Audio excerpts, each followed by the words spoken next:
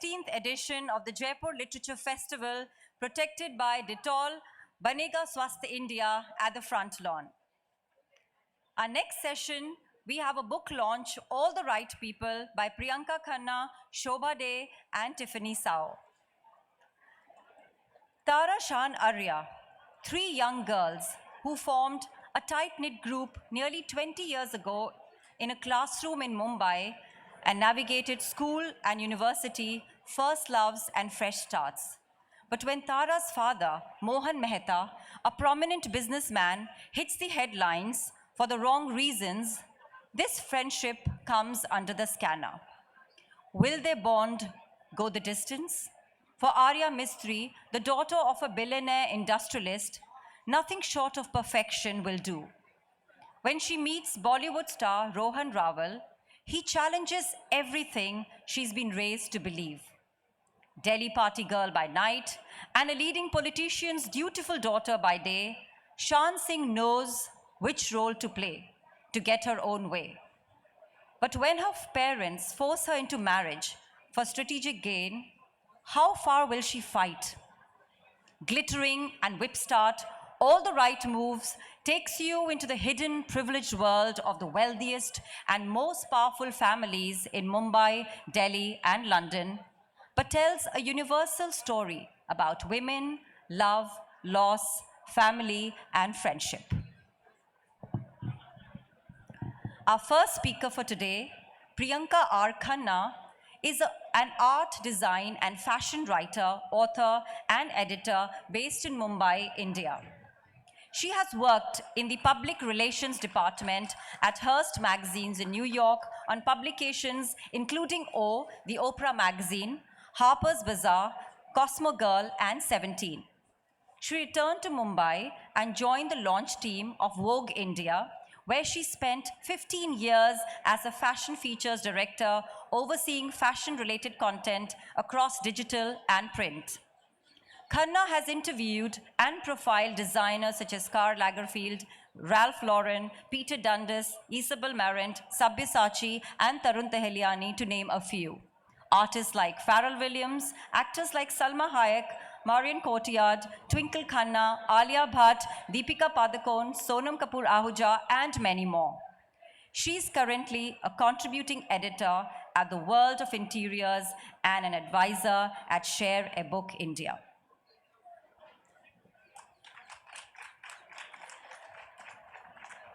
The moderator for today, Shobhaa, voted by Reader's Digest as one of India's most trusted people and by Daily News and Analysis as one of 50 most powerful women in India, is a best-selling author and a popular social commentator.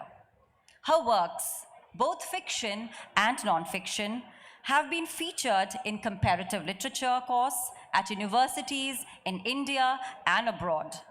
Her writing has been translated into many languages, including Hindi, Marathi, French, German, Hungarian, Italian, Korean, Portuguese, Russian, Spanish, and Turkish, among others. Tiffany Tsao is a writer and a literary translator. Her novel, The Majesties, was longlisted for Australia's Ned Kelly Prize, and a translation of Norman Ericsson's Pisabu, Happy Stories Mostly, was a winner of the 2022 Republic of Consciousness Prize and longlisted for the International Booker Prize. Her translation of Buddhi Dharma's People from Bloomington came out in 2022 with Penguin Classics. Ladies and gentlemen, please join me in giving a warm welcome to Priyanka Khanna, Shobhaa, and Tiffany Tsao.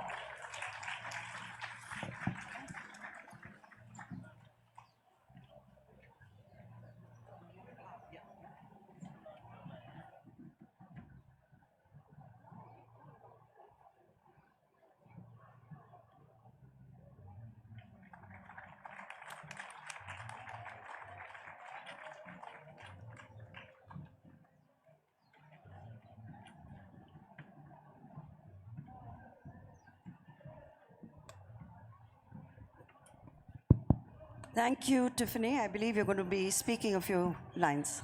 Yes. Go ahead. Okay, there we go.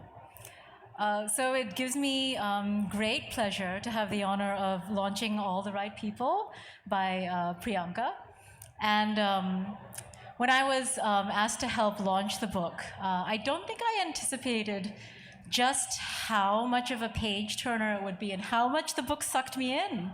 And I was, usually I try to go to bed earlier in the night just because I have two small children, which Priyanka and I have been chatting about, just so I can, get up early. But I was just staying up late, like just finishing the book because, I wanted to, not because of this, but because I just couldn't stop reading the stories. So just loved it, and I couldn't put it down. So it's set in high society and among wealthy families, but it would be one can't just reduce it to that. It's just very sweeping and very complex in its representation of three very different families, and also three very different women in their friendship, and three very different romances, quote unquote, because they're not necessarily romances in the conventional sense of the word. And I just loved how multifaceted it was. It's fun, but it also tackles serious issues like the changing nature of friendship and relationships with family, and also the role of women in families, the expectations that certain families might have of women, but would also what areas women are allowed to blossom, to be free, and to participate in, and what areas are closed to them, and what harm may result from that. And also another thing that it did really well is that it captures so well the inner emotional turmoil and the ups and downs of the three female characters who are such fast friends in it. And I think it did such a wonderful job of that. So I will let Priyanka and Shobhaa have a conversation now, but do buy the book because it will just blow you away, as it did me. So well done, and thank you. Thank you so much, Tiffany. That's so kind, because as I told you, I felt the same way about your book. So having you here to launch it means a great deal. So thank you. Thanks a lot, Tiffany, and congratulations, Thank you. Priyanka. We don't have a huge amount of time, so let's just get to it. Sounds good. So I want to ask you, which of the three women do you most identify with? Clearly, they're characters who you have known very well, intimately, and most first books are self-revelatory. So I'm not guessing, but people will read the book and maybe they'll find you in one of the girls, but I'm asking you directly, which of them are they composites, or is it some specific person, one of the characters? And their lives. It's funny you ask that, because I would say none and yet all. I think each one of them has a journey that they go through, and I identify with different elements. I think most people who've read the book want me to pinpoint and say, oh, this is based on someone well-known, or this is based on some incident that happened in India. But it isn't that. I wouldn't want to reduce it to just that. I think it's been experiences that I have gone through, people that I have met. I was born and raised in Bombay. The girls went to the same school I went to. So, I have said it in very familiar surroundings. But I think what I wanted to get to with this book, especially the women, is two things. One is the idea of childhood friendships. Do they endure? Can you make those kind of friends as you do as an adult? And secondly, the idea that women in India today, across the country, there's still a friction between what we're expected to do and what we want to do, even though India is moving at such a fast pace. So I think that really was the crux of these women. The title of the book is very intriguing. All the Right People. So I want to ask you, who are the wrong people? So I think the title actually was suggested by a friend of mine, because one of the themes of the book is this whole clash between old money and new money. And I think it's something that we all discuss, and we see the changing face of India. And I wanted to touch upon, in a sort of facetious manner, the newfound obsession with knowing all the right people, being at all the right places, doing all the right things. So it really touches upon that. So I don't know if there are any wrong people, and I think the right people are really, I've been very fortunate to have growing up, and even with my work, an incredible community of women, women like yourself who've been so kind to me as a young writer and encouraged me. So those are my right people, I think. Fabulous. I love the way you answered that, because a line in the book talks about one of the girls discussing mass versus class. Yes. So that seems to be an ongoing conversation in urban India about who are the people who you think of as mass and who in the book make the cut as class. I think it's really, it goes back to, and one of the first parts of the book started with Arya and Rohan's story, because I've always been fascinated with this idea of how when cities change, new areas develop sort of a sub-identity in the daily vernacular. If you look at New York, you have your uptown girls and you have your downtown artists. In Bombay, as you know, the C-Link brought about Sobo and Nobo, and the identities that come around with it. And I think that was really one of the first storylines, like what happens when this, very discreet, distinguished daughter of a Parsi family falls in love with someone from north of the Sea-Link, who comes with newfound wealth and the trappings and this obsession with being on social media and fame. It's the complete opposite. So I think that's when it's an interesting, I wanted to bring in this difference between what constitutes mass and what constitutes class. And I think, as a writer and as a first-time novelist, I'm navigating the literary world for the first time. This is my first time at JLF, and though I've been a long-time reader, and I think there's differentiation still exist between what is considered commercial fiction versus literary fiction, or art for the people and sort of a more highbrow level. But I think social media is obliterating all of that. It's making it more democratic. It's making it more accessible, and I think it's great, especially for writers like myself who want to be read by everyone, my dream is that people pick up my book instead of scrolling Instagram or instead of watching Netflix, I want it to be an easy, quick read that takes you away from your day. So this whole debate, which a lot of lit fests engage in, which are quite worthless according to me, is high art, low art, yes. high literature, low brow, commercial fiction. These are kind of labels that stifle a lot of expression of free expression, because either the publisher will bring some sort of pressure to say this book doesn't quite fall into any one of the categories. So I'm glad you did raise that. You also talked about the complexities of early relationships, especially childhood friendships. And many years ago, one of my early novels was about a group of friends who meet for a reunion, school friends. And that's why I asked you whether the book has some of you in it, your friends in it, because I certainly lost a few friends after that book was written, because they kept identifying themselves. It was not intentional at all, but they kept thinking it's based on them. Yes. Or this incident happened, which may or may not have happened. But so it is a price you pay when you write a book where people play the guessing game. Yes. Like, I'm going to ask you, who is Rohan, the movie star, based on? I'm sure everyone wants to know, because, Bollywood is an obsession. People are interested in the lives of movie stars, and it's a very well-etched character. So who is it inspired by? So I'll go to your first comment. So one of my closest childhood friends happens to be here, and I think she'll hide if I point her out. But it's very funny because a lot of people, I have a group of very strong girlfriends who we've been friends since we were 5 years old, and we've gone through our journeys and our challenges. But everybody seems to want to think that they're one of them. And in fact, I called them out at the end of the book, but it isn't.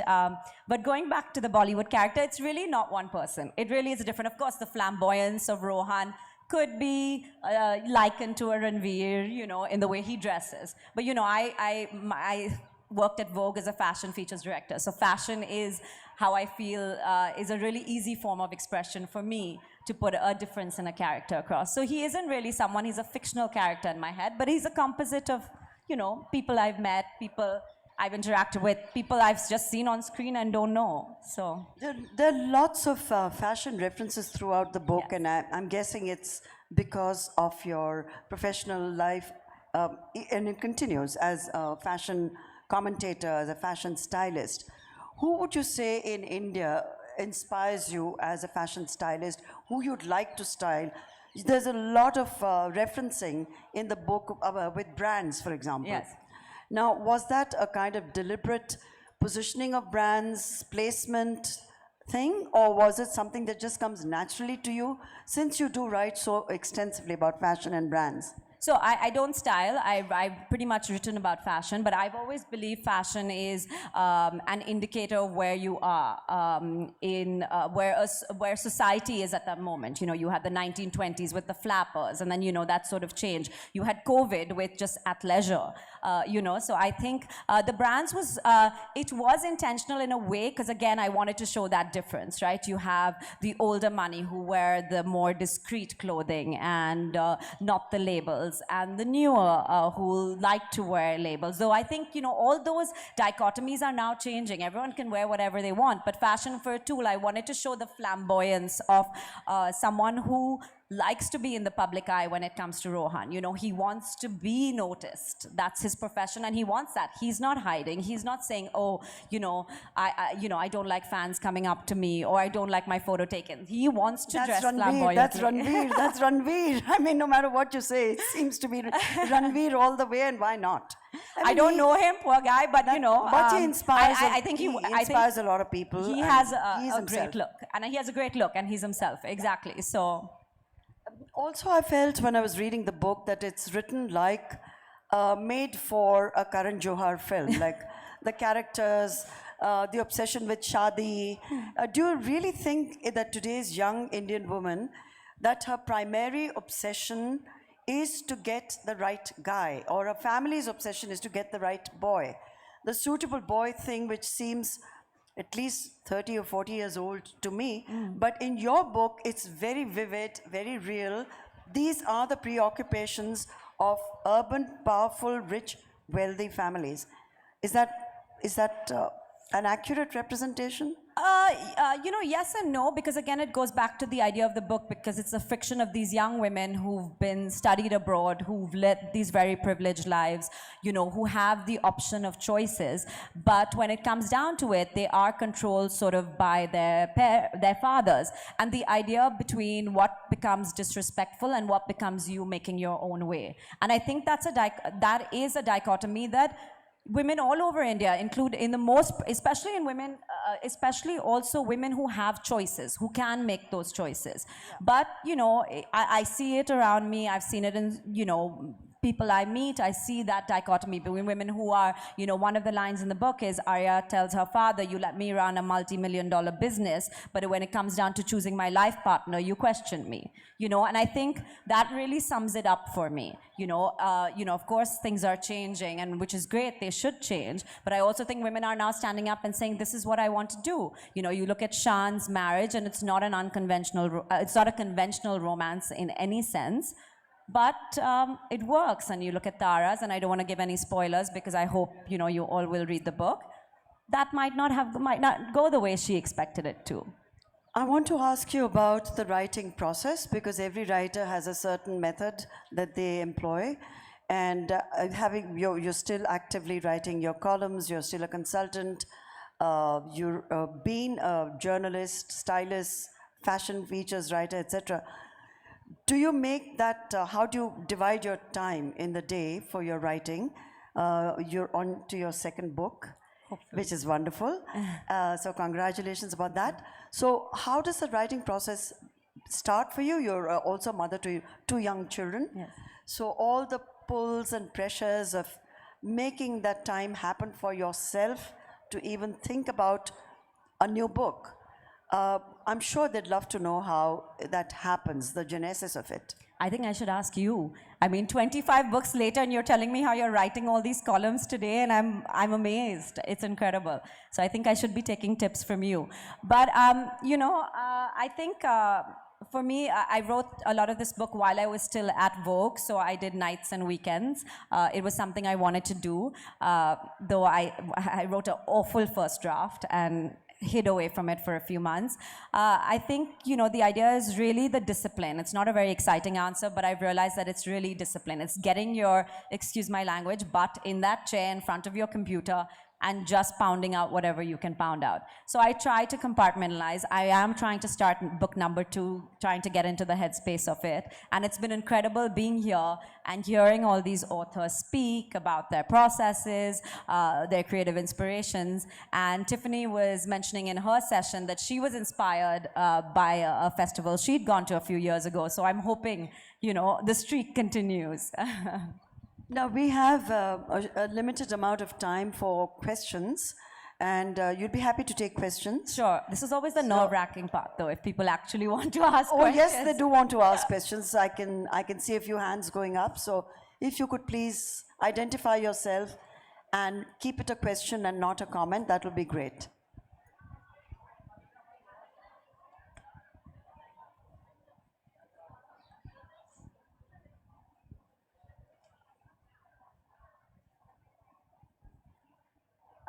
So I wanted to ask, did you ever feel burnt out or face any writer's block or losing motivation while you wrote this book? Oh God, all the time. And especially because my first draft was so awful that I gave it to my husband and I gave it to a cousin of mine, and they both hated it. And they didn't really, mince their words. So, but the best advice I got from a friend who said, put it away and get back, lock it in a drawer and do not look at it for 2 months.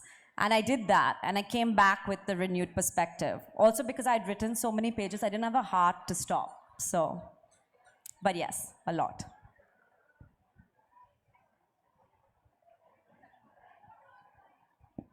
I can see a very proud mother in the front row. So would you like to ask a question to your daughter who's on stage with her debut novel? What was it like living with a daughter who's, preoccupied with a book? And did you feel neglected? Did you feel competitive? She says I'm always in a bad mood, so I think I can answer that question for her. Totally neglected. But the first line, her acknowledgement, says a million words. One line, but it says a million words. No, that's lovely. That's wonderful. I haven't heard any such thing from any of my family members. So I'm sure you're delighted to have your mother with you. I am. I'm excited to have her here. We have a question in the first. So I haven't read the book yet, but I have it on the best authority that it is definitely something I'm going to read. So you've been a journalist, and suddenly you switched from journalism to fiction. Was that a big switch, and did you have to change your way of writing, and how did you go about that? So, it was always my dream to write a book. And I had, when you're young and you make these sort of vision boards, and I said I'll write it before I turn 30. I turned 40 last year, so I'm a decade late. And the reason for that, I think, is that as a writer for a magazine, I can write 1,000 words, and I can write on, incredible design talent and, all the creativity I'm seeing. But I had never written fiction. So it was the fear that took me so long to overcome that. And like I said, my first draft was a disaster. 7 drafts later, here we are today. So it was a change because I'd never kept, I became sort of obsessed with making sure the characters were not one-dimensional, because like Shobhaa said, a lot of the topicality of controlling families and weddings and parents wanting their kids to find their own partner, I knew that could come off very one-dimensional if I didn't tread sort of carefully, and that wasn't the message I was trying to come across. I wanted to show this sort of friction and this dichotomy that women live with, young women especially, in India today. So I think that really, it took a lot out of me, but I really enjoyed the process. So. And what's your husband's reaction to the book? Is he your worst critic or is he partial? No, he's the worst critic. He did not mince his words when he didn't like the first draft. He was like, I don't think so. But he also, I think, was, because I've been saying I want to write a book for so many years and sort of complaining, I don't think he thought I would finish it. So I think he's happy I did finish it. Yes. I saw a hand going up right there in the second row.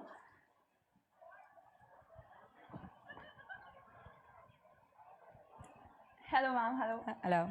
So this is your debut novel, and how do you relate to the courage that is required to put the first draft out, then the second, and like you said, 7. So how do you deal with the strength to again and again ask people, ki, is this enough, or feel enough about the book that this is going to be perfect? You know, I relied on a lot of friends who were writers because I worked at a magazine, so I knew a lot of the writers on the team. And in fact, I sent it to people, my friends who were writers and editors, who I knew this is not the kind of book that they would pick up.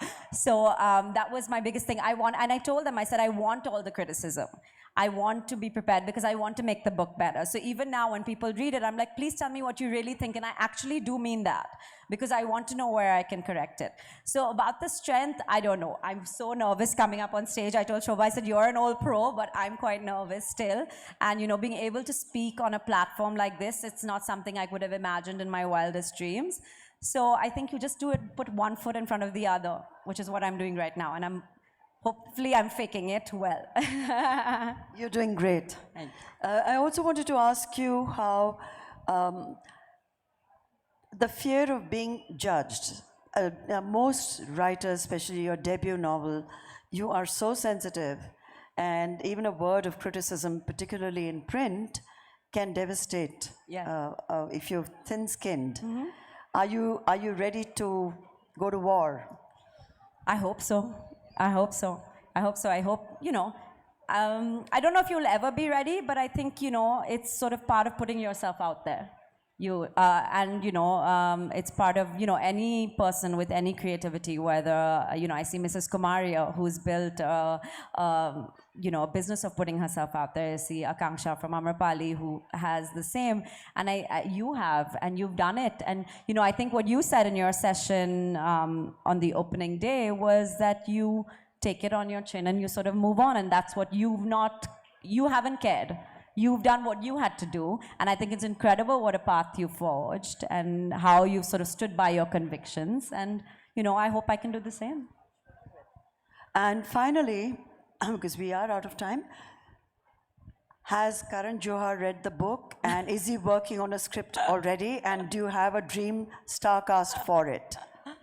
Oh, that's a loaded question. Yes, he has. Which means he has. He has read the book, and who knows?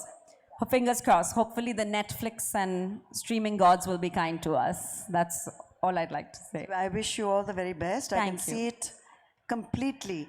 I can visualize the girls, and the story is compelling, so I wish you complete success, and congratulations again. Thank you so much, and thank you for being a great audience. Thank you very much, everyone. Thank you for being here. We would like to thank Priyanka Khanna and Shobhaa for this riveting session. Ladies and gentlemen, please join me in giving a huge round of applause for the wonderful session. Priyanka Khanna will be signing books at the book signing desk on my right-hand side, so you could grab your copies from Full Circle, which is at the back of Front Lawn.